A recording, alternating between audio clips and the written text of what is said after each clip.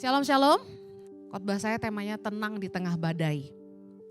Yesaya 30 ayat 15, kita baca sama-sama. 3, 2, 1, sebab beginilah firman Tuhan Allah yang Maha Kudus Allah Israel. Dengan bertobat dan tinggal diam, kamu akan diselamatkan. Dalam tinggal tenang dan percaya terletak kekuatanmu, katakan amin.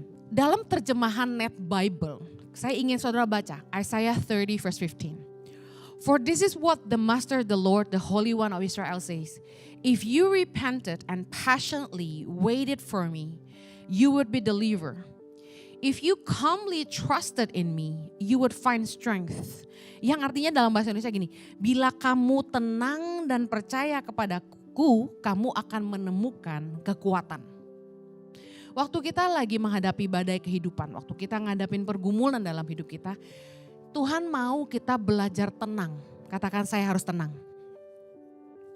Karena waktu masalah datang, saya yakin di dalam hidup kita pernah ngalamin yang namanya tuh tiba-tiba ditimpa masalah, ditimpa bencana, kabar yang buruk, entah sakit penyakit, entah bisnis yang ngalamin problem, ada urusan di keluarga yang tiba-tiba membuat kita down, depresi, marah, takut, nangis, tertekan dan semua emosi negatif lainnya. Yang dengar baik kalau kita tidak tenang, kita akan ngambil keputusan yang salah. Yang berarti katakan amin. Waktu kita lagi down, lagi depresi, saya yakin gini, pikiran yang busuk-busuk tuh yang kita tadinya nggak pikirin gitu ya, pikiran-pikiran buruk tiba-tiba datang. Pikiran-pikiran yang negatif, kekhawatiran yang kita bingung kenapa tiba-tiba datang, wah gimana kalau begini, gimana kalau begitu. Jadi waktu Pak Jojo didiagnosa mengalami ada kerusakan pada ginjalnya beberapa bulan yang lalu, saya stres-stresnya, depresi, down, nangis. Dan luar biasanya begitu saya tahu suami saya tuh ngalamin masalah dengan ginjalnya, besoknya saya harus khotbah di doa kesembuhan, healing worship night. Luar biasa ya Tuhan ya. Itu saya khotbah sambil nangis gitu. Dia enggak percaya istrinya tuh sayang dia gitu ya. Dianya tenang aja, saya yang stres saudara. Nah saya ngalamin waktu saya lagi down, saya tuh kayak tengah malam tuh bisa kaget bangun dan berpikir gini, kamu siap gak satu hari Jojo gak ada gitu. Wah stres banget, pikiran-pikiran negatif menghantui saya, kekhawatiran yang gak perlu itu datang menghantui. Yang akhirnya membuat saya bukannya kuat malah jadi lemah. Waktu kita itu khawatir bukannya tenang ya. Waktu kita mulai berpikir negatif di tengah-tengah masalah, saya yakin kita jadi putus asa, betul gak? Kita jadi makin lemah. Firman Tuhan berkata, di dalam tinggal tenang dan percaya. Kita gak boleh gegabah, gak boleh panik. Karena orang kalau panik, mereka akan tergesa-gesa bikin keputusan dan udah pasti keputusan itu salah. Kenapa salah? Karena kita dipimpin keadaan. Satu hari saya ingat malam Xinjia, malam Imlek. Orang Chinese biasanya kalau mau Imlek besoknya malamnya ngapain? Makan keluarga. Nah mama saya punya kebiasaan itu masak buat kami. Dan undang anak-anaknya datang ke rumahnya dan kami makan di rumahnya. Nah dia lagi masak, siang-siang dia telepon saya. Dia bilang, kamu di mana? Bisa ke rumah mama sekarang enggak? Saya bilang kan nanti malam makannya, kamu datang aja sekarang. Mata mama something wrong dia bilang gitu. Saya datang, dia bilang mama kayak gak bisa lihat separuh dia bilang. Saya kaget.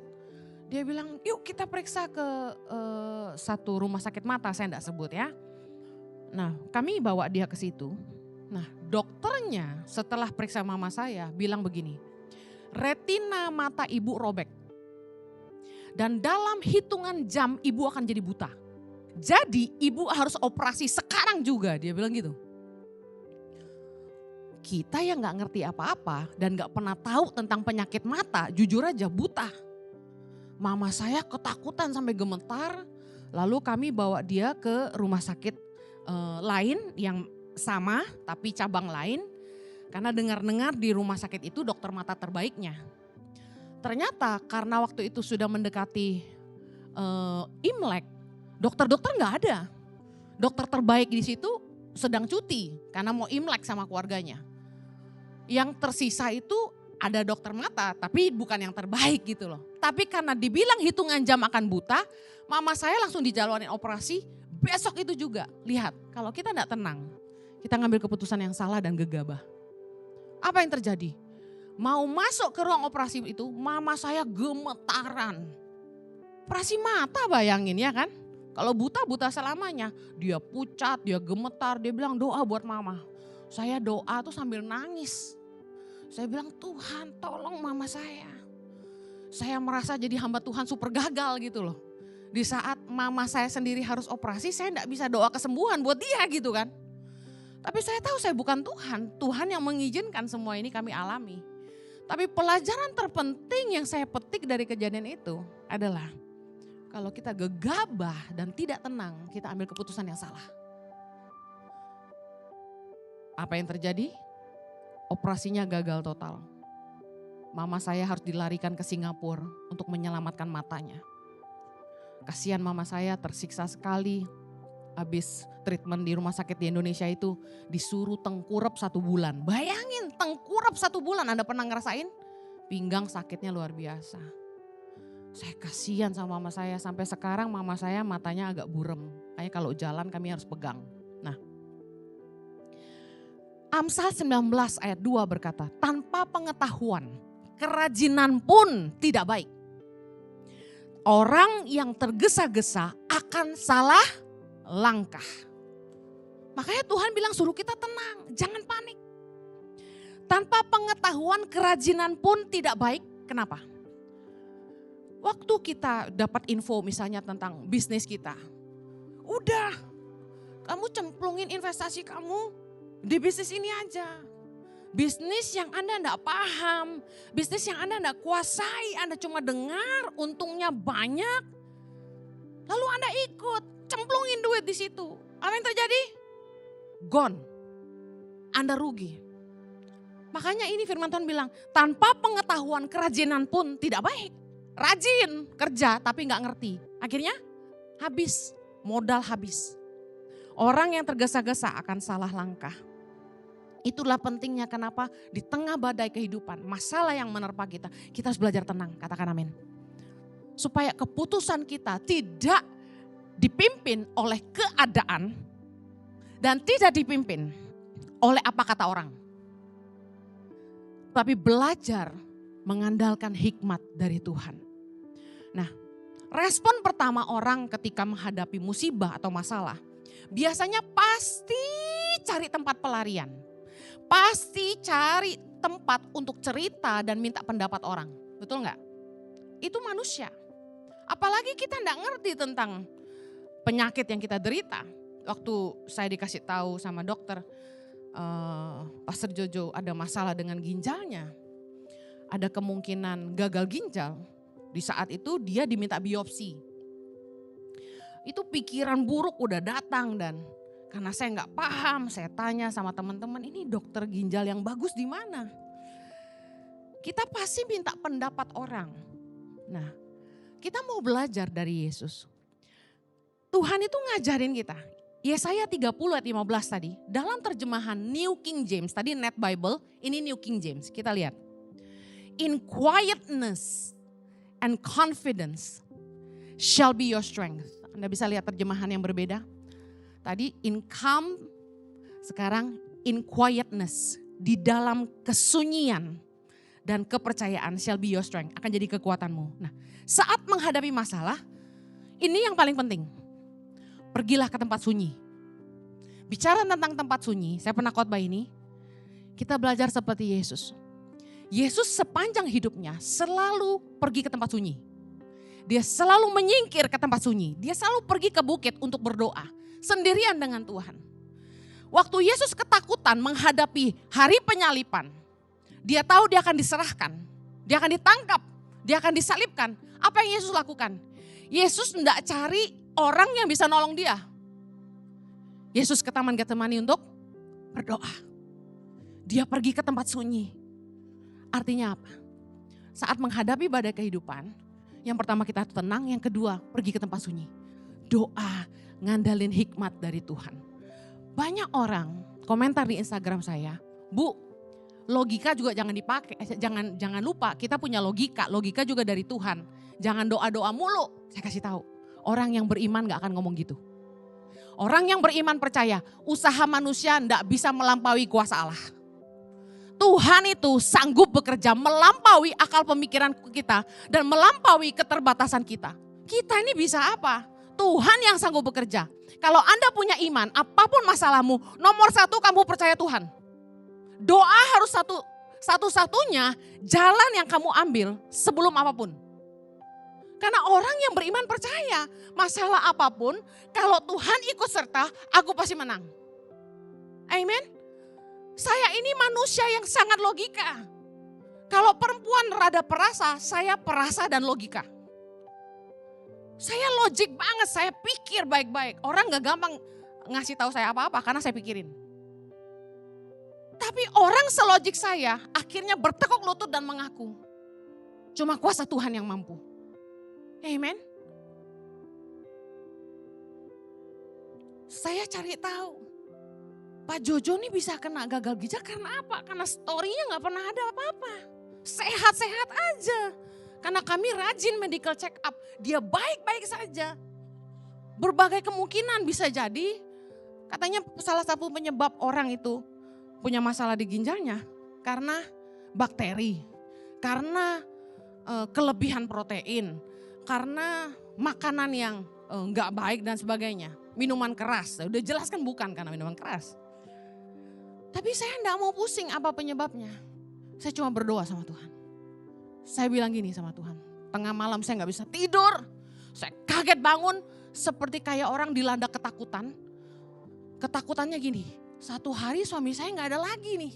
Sedangkan saya harus berjuang sendirian untuk panggilan Tuhan. Saya gak bisa nih. Oh saya nangis, saya doa sama Tuhan. Saya perang buat suami saya. Saya bilang Tuhan, saya minta kasih suami saya umur panjang. Jangan ambil Jojo, kasih dia sembuh Tuhan. Aku percaya aku lihat mujizat. Aku enggak mau percaya apa kata orang. Aku cuma percaya suamiku sembuh. Anda harus tahu, saya ini gak ngerti medis sama sekali. Nama obat gak hafal. Dokter bolak-balik tanya, suami saya Anda minum obat apa? Aduh ntar dulu, cari dulu. Gak ngerti gue nama obat. Tapi saking suami saya ini saya cinta. Saya Google tuh nama penyakitnya apa. Saya pelajari kayak orang mau kuliah kedokteran gitu loh. Dari penyebab sampai gejala, sampai gimana mengatasinya dan apa diagnosa. Google mengatakan dari berbagai studi universitas bahwa penyakitnya gak ada obatnya. Penyakitnya itu hanya mengarah ke arah gagal ginjal yang ujungnya cuci darah atau transplant. Saya lemes saudara. Makanya saya sudah gak mau ngobrol sama orang. Karena saya kasih tahu waktu Anda punya masalah. Anda datang sama orang. Kadang-kadang orang gak kasih Anda jalan keluar. Orang kadang-kadang gak kasih Anda rasa tenang. Orang bikin Anda tambah takut. Mereka bisa cerita. Wah dulu nenek gue gejalanya gini mati lu. Dulu wah bapak gue gini-gini. Wah parah loh. Udah potong aja. Nah, orang kan sok tahu. Udah paling benar datang ke Tuhan. Amen. Sumber mujizat. Segala penelitian rumah sakit bilang gak ada obat. Bahwa suami saya harus siap menghadapi hari di mana ginjalnya sudah gak bisa ditolong lagi. Bahkan dikatakan obat-obat yang dia harus minum yang buju buneng mahalnya itu. Hanya bisa mencegah kerusakan ginjal makin parah. Saya gak peduli uang yang harus kita keluarin, saya gak pusing. Yang saya cuma mau gini, Tuhan saya mau suami saya sembuh. Karena buat saya Jojo lebih berarti dari semua uang yang saya bisa cari. Saya bilang Tuhan saya mau Jojo sembuh. Saya klaim hidup suami saya. Saya mau suami saya umur panjang. Makanya lu setia sama gue loh. Udah gue doain umur panjang ya kan. Lagi serius-serius bercanda mulu ya. Nah, saya doa sama Tuhan. Anda tahu, Kalau orang itu di tengah masalah, dia pergi ke tempat sunyi. Itu tandanya orang yang ngandalin Tuhan. Tapi secara manusia, kita selalu larinya ke orang. Dikatakan, bila kamu tenang dan percaya kepadaku, kamu akan menemukan kekuatan.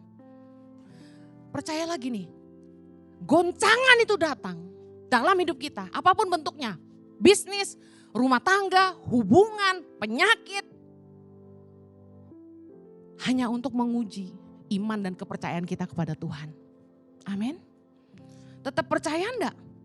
Tetap percaya enggak Tuhan setia? Tuhan tuh ngasih saya pewahyuan luar biasa di atas pesawat.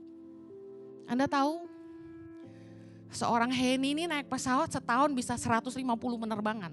Tapi tiap kali di pesawat saya lebih rohani dari sebelumnya. Kenapa?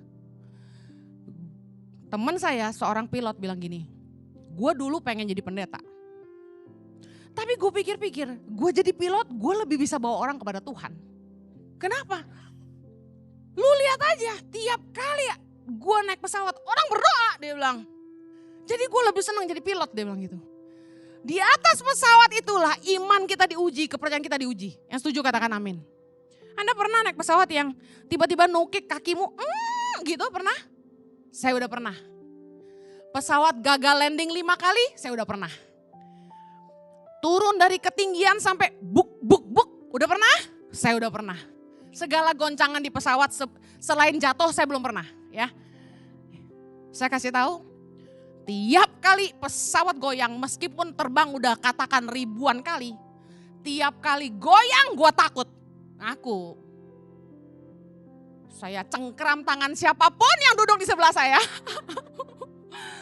Gue pegang tangannya, gue bodo amat deh dia suami atau bukan deh. Kalau udah goyang saya cengkram. Takut saya. Waktu pesawat nukik kayak gini sekali, saya ingat Chloe Zoe Excel, cuma itu aja. Saya nggak ingat harta, gue nggak ingat siapapun, gue cuma ingat Tuhan lindungi anak-anakku. Tuhan kasih kesempatan aku masih mau lihat Chloe Zoe dan Excel, cuma mereka aja di hati saya. Parah nggak tuh? Di detik gue mau mati rasanya gitu. Tapi di atas pesawat, Tuhan ngajarin saya, percayakah kamu bahwa Tuhan gak akan membiarkan? Percayakah kamu bahwa Tuhan tuh setia? Saya bilang sama Tuhan, aku percaya Engkau setia. Aku percaya Engkau gak akan membiarkan aku. Di atas pesawat itu, yang biasanya saya takut sampai gak bisa tidur. Saya suka ceritakan di pesawat saya gak bisa tidur kan. 24 jam gak tidur saya. Berapa kali terbang ini, saya naik dan berdoa. Biar goncangan gue tidur. Dengan penuh kepercayaan. Kalaupun pesawat jatuh gue tahu waktu gue udah selesai. Tapi selama apa yang Tuhan mau saya kerjakan belum selesai, saya gak akan mati. Separah apapun goncangannya, saya udah percaya. Saya mau kasih tahu, hidup dan mati kita di tangan Tuhan. Roma 14 ayat 8. Sebab jika kita hidup untuk Tuhan. Jika kita mati untuk Tuhan. Katakan amin. Jadi baik hidup atau mati, kita adalah milik Tuhan. Kalau kita yakin kita milik Tuhan, mau hidup mau mati, kita milik Tuhan. 1 Samuel 2 ayat 6. Tuhan mematikan dan menghidupkan. Dia menurunkan ke dalam dunia orang mati dan dia mengangkat dari sana. Jangan pernah takut mati lagi. Cuma pastikan hidupmu ada di dalam tangan Tuhan. Amin. Kalau Tuhan belum izinkan kamu mati, kamu coba minum apapun, kamu tidak akan mati. Selama Tuhan belum izinkan, kamu tidak akan mati. Makanya jangan pernah marah kenapa orang meninggal. Sederhana, kehendak Tuhan. Selesai. Dia yang mematikan dan menghidupkan, kita tidak punya kuasa. Izinkan dia jadi Tuhan dan bukan kita. Saya belajar mempercayai Tuhan di dalam pesawat. Kalau saya di dalam pesawat ini masih bisa tiba dengan selamat, berarti rencana Tuhan dalam hidup saya belum selesai. Kalau sampai saya mati di pesawat ini, berarti rencana Tuhan sudah selesai. Saya udah gak peduli lagi. Kami pulang pergi dari Jakarta, LA, SF Jakarta. Goncangan terus. Geruduk. fasten your seatbelt, fasten your seatbelt. Sampai captain aja lebih panik dari gue. Pesawat udah goyang-goyang, udah turun, duduk. Sekali doang saya pegang tangan suamiku. Terus saya tidur. Udah gak takut. Puji Tuhan, amen. Saya udah gak takut mati. Saya cuma yakin kalaupun saya harus pergi, anak-anak saya dipelihara Tuhan, leader-leader ICI dipelihara Tuhan, ICI dan YTW dipelihara Tuhan. Amen. Ketika kita ditimpa masalah, jangan pergi ke sana sini ceritain masalah kita. Waktu kita ditimpa masalah, jangan sana sini cerita. Ada orang yang tipenya gitu kan. Masalah dibawa kemana-mana, ceritain orang sekampung. Saya mau kasih tahu, belum tentu orang peduli sama kamu. Kamu cerita ke orang, yang ada kamu diomongin orang. Jangan. Tenang dan percayalah akan kebesaran Tuhan. Anda gak tahu kan Pak Jojo ngalamin penyakit ginjal itu. Padahal udah berapa bulan kejadiannya, baru Pak Jojo kesaksian di khotbah, baru saya berani ngomong. Anda gak lihat saya khawatir kan? Karena saya percaya penyakit itu gak perlu diomongin. Kita tunggu mujizat terjadi baru ceritain. Nah kenapa saya cerita? Begini ceritanya. Kami ke Australia. Bulan lalu kalau gak salah ya. Saya ajak suami saya periksa ke dokter kami di sana. Dokter yang ngurus kami dari sejak saya masih gadis. Sejak kami belum married. Ketemu Jojo. Tahu keadaan Jojo. Dia stres, dia yang panik. Dia bilang you have to really take care of him. Yes saya bilang. Kami pergi ke spesialis ginjal. Mahalnya minta ampun. Anda tahu? Ditemukan hasil tes urinnya. Dan darahnya. Tidak ada kebocoran protein. Baik-baik saja ginjalmu. Wah sepertinya bagus nih pengobatannya. Hah? Bengong kita. Emang baru berapa lama kamu minum obat? 1 bulan? Hah? Bengong dia, gantian dia yang bengong. Saya mau kasih tahu. Kuasa Tuhan bekerja melampaui akal pemikiran manusia. Amen. Haleluya. Saya frustasi jagain suami sakit. Kenapa? Dia mokong. Disuruh gak boleh makan ini, gak boleh makan itu. Ribet kan jagain orang sakit kan, bener kan? Sampai listnya panjang. Gak boleh makan ini, gak boleh makan itu, gak boleh makan. Dia stres, saya lebih stres. Tiap kali makan saya jadi liatin dia. Udah asin-asin, sini gue yang makan. Jadi saya yang gemuk saudara. Saking jagain, udah kamu gak usah makan, ini aku aja yang makan. Aduh sayangku. Stres aku ngurus kamu. Soalnya kita kasihan, dia makan apa? Saya terus doain. Aku percaya Tuhan sembuhin. Karena kalau ngandalin nih anak gak mau makan ini, gak mau makan itu kayaknya gak bisa deh. Saya yang stres jagainnya, bisa-bisa saya yang melar. Udah, serahin sama Tuhan aja. Dan waktu tes darah itu keluar, saya bersuka cita. Tuhan kita luar biasa, haleluya. Amin. Kalau ditimpa masalah, jangan cerita kemana-mana. Bawa dalam doa. Tanda orang yang sungguh-sungguh percaya tuh dia ngucap syukur. Belum dijawab sama Tuhan tapi udah bilang thank you. Itu orang yang percaya. Saya cuma mengucap syukur, Tuhan terima kasih Engkau telah sembuhkan Jojo. Tuhan terima kasih Jojo semakin sehat. Aku percaya Tuhan Jojo sembuh. Aku mengucap syukur terus. 1 Tesalonika 5 ayat 18, mengucap syukurlah dalam segala hal. Sebab itulah yang dikehendaki Allah dalam Kristus Yesus bagi kamu. Mungkin usahamu masih belum kelihatan jalan, mungkin karirmu belum meningkat dan lain sebagainya. Masalah keluargamu belum selesai. Tapi kamu harus percaya, Tuhan terima kasih Engkau sudah mengubahkan pasanganku. Aku percaya Engkau akan memberkati bisnisku. Tuhan aku percaya Engkau akan buka jalan buat usahaku. Terus doa dan mengucap syukur. Amen. Ucapan syukur. Itu yang membuka pintu Tuhan bekerja dalam hidup kita. Tuhan itu sanggup bekerja secara ajaib dalam hidup kita di tengah-tengah keterbatasan kita. Saya mau akhiri. Matius 14 ayat 19 berkata gini. Matius 14 ayat 19. Dalam terjemahan bahasa Indonesia sehari-hari. Kemudian ia menyuruh orang banyak itu duduk di atas rumput. Lalu ia mengambil 5 roti dan 2 ikan itu. Lalu menengadah ke langit dan mengucap syukur kepada Allah. Sesudah itu ia membelah-belah roti itu dengan tangannya dan memberikannya kepada pengikut-pengikutnya dan dibagi-bagikannya kepada orang banyak. Saya mau tutup dengan ini. Anda mau mujizat Tuhan terjadi dalam hidupmu, angkat tangan. Tuhan bukakan ini buat saya. Yang pertama, tadi saya bilang ngucap syukur. Lihat bagaimana Yesus ngangkat roti itu di tangannya. Yesus bilang gini sama murid-muridnya. Dalam Matius 14. Yesus suruh mereka kasih orang-orang itu makan. Ribuan orang. Murid-murid bilang gini, ayat 17. Matius 14, 17 bilang gini. Jawab mereka, yang ada pada kami di sini hanya 5 roti 2 ikan. Cuma dikit, 5 roti 2 ikan. Gimana mau kasih makan ribuan orang? Ayat 18 Yesus bilang gini sama mereka. Bawalah kemari kepadaku. Anda mau mujizat terjadi dalam hidupmu? Bawalah kemari kepadaku. Belajar bawa masalahmu di hadapan Tuhan. Bukan bawa kemana-mana. Berhenti cerita ke orang sana sini. Bawa masalahmu di hadapan Tuhan. Kasih lihat Tuhan tagihan-tagihan hutangmu. Bawa sama Tuhan masalah-masalah keluargamu. Yesus cuma bilang ini, bawalah kemari kepadaku. Lalu Yesus mengambil 5 roti dan 2 ikan itu. Lalu menengadah ke langit dan mengucap syukur kepada Allah.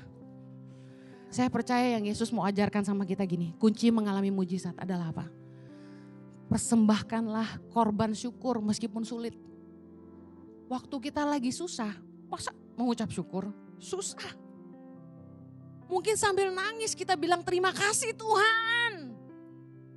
Tapi percayalah, kalau kamu belajar mengucap syukur, engkau sedang berkata kepada Tuhan, aku percaya engkau sanggup bekerja dalam hidupku. Katakan amin. Di dalam Matius 14 ayat 19, Yesus bawa roti itu dan mengucap syukur. Ngajarin kita bagaimana mujizat itu dimulai dari kita bawa sama Yesus. Yang kedua, Yesus mengucap syukur. Dengan pengucapan syukur, ayat 19, memecah-mecahkan roti itu dan memberikannya kepada murid-muridnya. Dan murid-muridnya membagi-bagikan kepada orang banyak. Saat ini, jangan fokus sama masalahmu. Luar biasanya, mujizat itu terjadi di antara mereka. Ketika Yesus mengucap syukur, dia pecah-pecahkan. Lalu dia berikan kepada murid-muridnya untuk apa? Untuk dibagi-bagi sama orang banyak. Waktu saya lagi baca ini, tiba-tiba Yesus kayak Roh Kudus kasih saya pewahyuan. Jangan fokus sama masalahmu, tapi layani orang lain. Miliki kepedulian sama orang-orang di sekitarmu. Ini aneh. Waktu kita punya masalah, kita pasti lebih fokus sama diri sendiri, betul gak? Masalah menarik fokus kepada diri sendiri. Kita boro-boro mau ngurusin orang lain. Kita boro-boro mau mikirin kebutuhan orang lain. Waktu kita punya masalah, fokus kita pasti ke diri kita sendiri. Yang ngerti bilang amin. Tapi Yesus, dia pecah-pecahkan. Dia berikan kepada murid-muridnya untuk dibagi-bagi. Roh Kudus bilang ini. Waktu kita sedang melayani orang lain. Di tengah-tengah kesusahan kita. Di situ Tuhan akan bikin mujizat buat kita. Saya pernah ngalamin, waktu saya punya masalah dalam rumah tangga kami dulu, yang namanya hamba Tuhan gak mungkin gak punya masalah. Tapi tiba-tiba ada orang lain yang butuh konseling sama saya. Saya duduk dan konselingin dia, waktu dengerin dia curhat tentang suaminya, tiba-tiba saya kaget. Saya nasehatin dia, firman Tuhan itu pedang bermata dua. Yang keluar dari mulut saya untuk menasehati dia, itu sebenarnya kata-kata Tuhan buat saya. Berapa banyak Anda yang pernah ngalamin itu? Di saat kamu lagi nasehatin temenmu, sebenarnya Tuhan lagi bilang sama kamu. Makanya waktu kamu lagi punya masalah, jangan terpuruk diam sendirian di rumah. Tetap layani Tuhan. Waktu kamu mulai melayani, tiba-tiba kamu ketemu jawaban, saya kasih tahu. Orang-orang yang punya kebutuhan, koneksi bisnis, marketing, Anda gak akan tertolong dengan diam aja di rumah. Ketika Anda pergi keluar dan melayani orang, entah gimana caranya Tuhan, Tuhan akan ketemuin Anda sama orang-orang yang punya jawaban buat masalah Anda. Amen. Berkat Tuhan itu gak pernah berhenti dalam hidup kami sejak kami memberi diri untuk melayani. Saya kasih tahu, Tuhan itu sangat baik. Karena saya harus ngasih makan anak-anak dulu di rumah kami. Pertama-tama yayasan punya anak-anak di asrama. Itu setiap siang makan di rumah kami. Staf di kantor makan di rumah kami. Jadi kami khotbah itu laris manis, saudara. Khotbah itu laris banget. Tuhan pelihara hidup kami. Kenapa? Karena gini, kalau Tuhan tidak berkati saya, banyak mulut yang gak bisa makan. Tuhan bukakan pewahyuan satu hari sama saya. Kamu tahu gak kenapa aku menunjukkan kemurahan sama kamu? Karena kamu menunjukkan kemurahan buat orang banyak. Kami punya staf seluruh Indonesia di tangan pengharapan termasuk guru-guru. Ada ratusan orang. Ada 250 guru-guru di daerah. Belum lagi koordinator dan staf di Jakarta. Katakan total hampir 300. Bayangkan gini. Kenapa Tuhan terus memberkati? Karena kalau Tuhan tidak berkati kami. Banyak orang yang gak bisa makan. Sementara 300 orang ini mungkin menghidupi keluarga mereka masing-masing. Dan ada 8.500 anak-anak di 110 titik saat ini di seluruh Indonesia yang gak bisa makan. Tapi Anda lihat, Tuhan berkati saya dan suami saya supaya ribuan orang ini bisa makan. Sebenarnya bukan karena saya, tapi karena banyak orang yang kami itu tolong dan pelihara. Kalau hidupmu bukan hanya buat kamu aja, tapi kamu hidup juga buat orang lain. Kamu peduli orang tuamu, kamu peduli adik-adikmu, kamu peduli keponakanmu, kamu peduli sama orang-orang susah di sekitar kamu, kamu peduli sama pegawaimu. Tuhan akan berkati kamu dan akan pernah berhenti. Anugerah dan penyertaan Tuhan dan mujizat Tuhan, berkat Tuhan tidak akan pernah berhenti dalam hidupmu. Karena kamu tidak hidup untuk dirimu sendiri. Amen. Kalau Anda mau mengalami mujizat Tuhan, yang pertama bawa masalahmu sama Tuhan. Jangan ngomong kemana-mana. Yang kedua, ngucap syukurlah. Karena dalam mengucap syukur engkau mengizinkan Roh Allah bekerja. Yang terakhir, mulai hidup gak buat diri sendiri. Tapi bagi hidupmu buat orang lain. Saya sama suami ngalamin dan jadi kesaksian hidup di depan Anda hari ini. Bagaimana kami melihat kuasa Tuhan begitu bekerja. Karena Tuhan peduli sama orang-orang yang harus kami hidupi di sekitar kami. Amen. Amen. Yuk, saya gak tahu masalah Anda sore ini. Kalau Anda punya pergumulan, punya badai kehidupan, mari saya ingin Anda pejamkan matamu, kita berdoa sama-sama. Bapa, kami percaya bahwa Engkau terlebih besar dari apapun. Kami mau belajar tinggal tenang dan percaya. Kami mau tenang dan tidak gegabah. Kami mau belajar mempercayai Tuhan. Karena kami percaya waktu kami mengandalkan Tuhan, disitulah kami beroleh ketenangan. Bahwa Tuhan punya kuasa yang jauh lebih sanggup untuk menolong kami. Kemampuanmu melampaui kemampuan kami. Mari bawa semua masalahmu di hadapan Tuhan. Yesus berkata, bawalah kemari kepadaku. Mari angkat masalahmu di hadapan Tuhan hari ini. Bapak, Engkau melihat apapun yang jadi pergumulan umatmu, mungkin sakit penyakit, mungkin masalah rumah tangga, mungkin masalah pekerjaan, mungkin masalah bisnis, mungkin masalah keuangan. Hamba-Mu mengangkat di hadapan-Mu Tuhan. Kami membawanya di hadapan-Mu. Engkau yang sanggup menolong kami. Engkaulah sumber jalan keluar. Engkau satu-satunya penolong. Engkau satu-satunya Tuhan dan gak ada yang lain. Tolong umat-Mu Tuhan. Engkau yang memberkati mereka dengan sumber yang tidak pernah terbatas. Menjawab semua kebutuhan mereka. Menolong dan memberi mereka jalan keluar. Kesembuhan terjadi buat mereka yang sakit. Mereka yang punya hutang, hutang-hutangnya dilunaskan. Tuhan, Kau berdoa, bisnis-bisnis yang lesu bangkit kembali. Pintu-pintu yang tertutup terbuka kembali Tuhan. Keuangan-keuangan yang macet, jalan-jalan buntu Tuhan terbuka di dalam nama Yesus. Bahkan setiap mereka yang membutuhkan pekerjaan Tuhan, anugerahkan yang terbaik dalam hidup mereka. Aku berdoa dan pulihkanlah rumah tangga mereka Tuhan. Segala yang putus asa akan pasangannya, aku berdoa Tuhan, Kau sanggup menolong mereka. Engkau penghiburan mereka. Di dalam nama Yesus kami percaya. Yang percaya sama-sama kita katakan, amen.